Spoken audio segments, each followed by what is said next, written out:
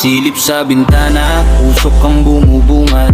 Dugo sa kalsada, pangarap ay nauunat. Ilang dekada na ba tayong bilanggo ng galit? Ang kapayapaan, tila ba isang bituin na kay lupit, kay layong abutin, kay hirap na hakan sa gitna ng digmaang walang katapusan. Bata't matanda, biktima ng sistemang bulag. Sa bawat bala na lumilipad, buhay ay nalalaglag, hindi na mabilang. Ang luhang pumatak sa lupa, ang dating paraiso ngayon ay tila basumpa. Sino ba ang panalo? Sino ba ang talo? Kung ang tanging naiwan ay mga puntod at abo. Digmaang walang hanggan, kailan ba hihinto?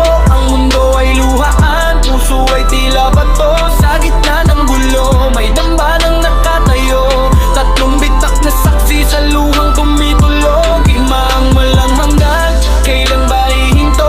Ang mundo ay luhaan, puso ay tila bato. Sa gitna ng gulo, may dambanang nakatayo. Tatlong bitak na saksi sa luhang tumitulog. Ngunit tignan mo ang dambana, sa gitna ng parang may tatlong malalim na bitak. Tila ba may kahulugan ang unang bitak? Yan ang sugat ng kahapon. Ang mga pagkakamaling hindi na mabaon.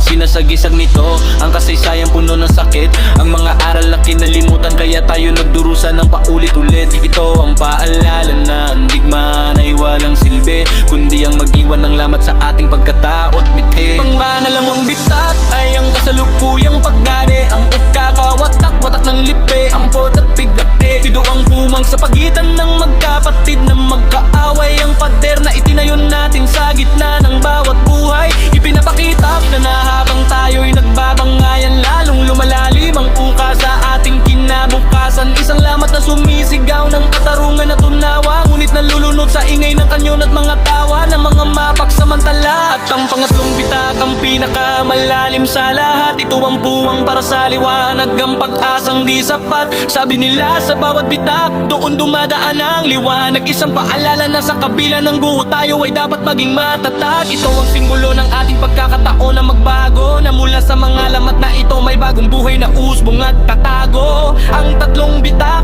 ay hindi